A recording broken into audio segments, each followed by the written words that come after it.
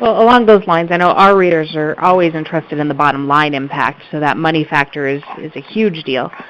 Is it possible to measure the return on investment from social media marketing?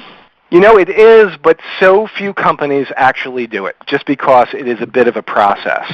A lot of times companies rely on how many followers do they have or how many likes do they have on their Facebook page, and they're just esoteric measurements that really mean nothing to the bottom line. I read a statistic that 80% of people that like a Facebook business page never return to it again, so it's really not a great measure of how effective you are.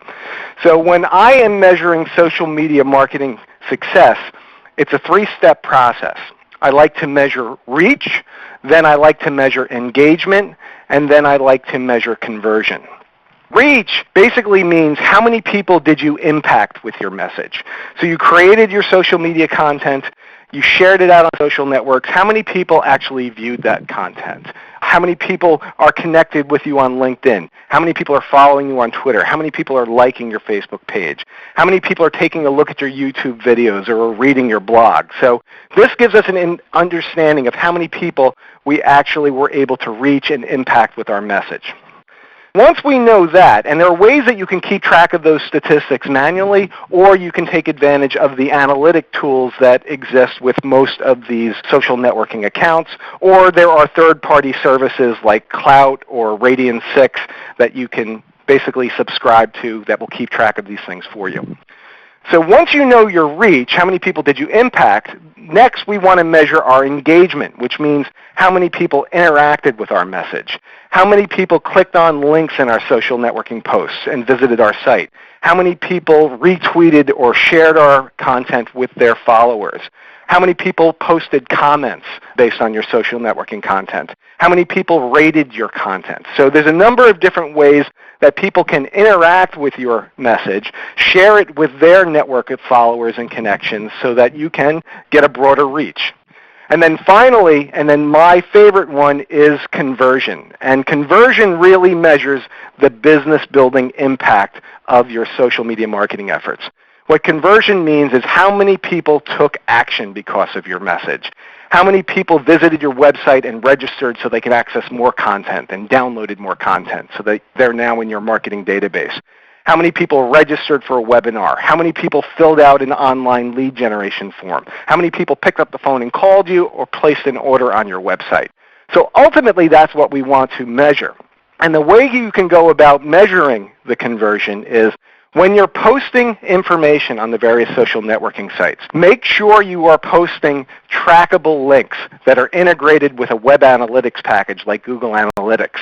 If you do that properly, you will then know that, great, this visitor came from this social networking post on LinkedIn, this is what they did on my site, and they placed an order, or they filled out a form and reached out to me. Then you'll be able to track the bottom line impact. You'll know exactly what you are gaining from your social networking efforts.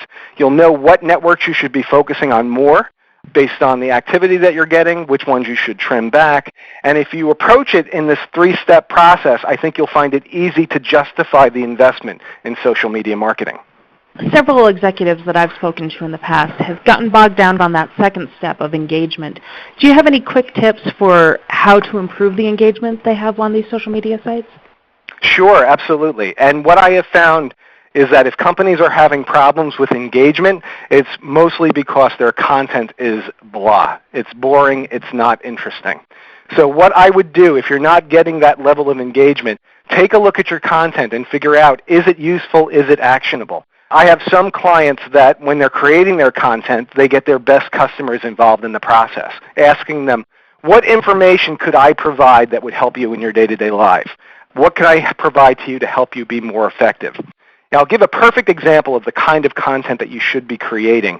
One of my favorite distributors from a content marketing perspective is a company called Food Service Warehouse.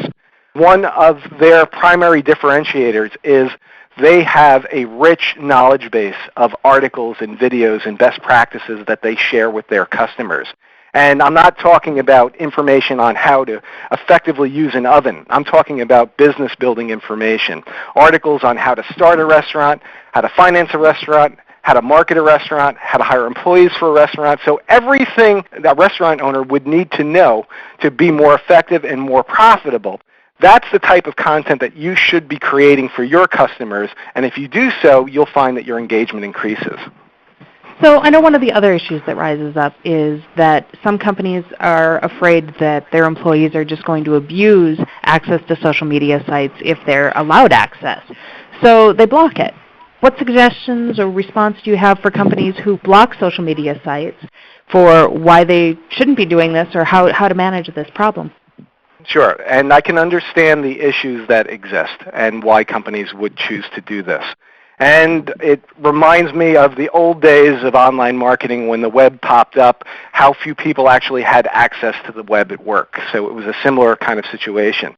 Essentially what you need to do is think about it strategically at the top level management of your company and figure out, how can social media fit into your company's mix. And even if you're not involved in social media marketing, you need to have a social media policy because social media extends beyond their desks. They could be at home on Facebook sharing information. Your company happens to come up and could be presented in a disparaging way. So you need to make sure that you have a social media policy that basically dictates how employees can and cannot leverage social media from the company's perspective and on an individual level if it impacts the company in some way. For those that are completely blocking it, I would suggest that you do not do that because I think that you're going to miss out on a great learning opportunity and a great business building opportunity. As I mentioned before, salespeople are effectively leveraging LinkedIn as a way of performing those warm calls and as a way of building business. If you block LinkedIn from your salespeople, you're basically putting them at a disadvantage, in my opinion. So make sure you have a strong policy in place. That policy is communicated from the top and people understand what they can and cannot do. And then take baby steps into leveraging it in your day-to-day business processes from a marketing perspective. Well, great. You certainly gave us a lot of information there to process. So if our listeners want to get in touch with you and learn more, how can they reach you? Well, what they can do is visit my website, which is www.svmsolutions.com. There's a lot of great information there in our resources section, so you can educate yourself further.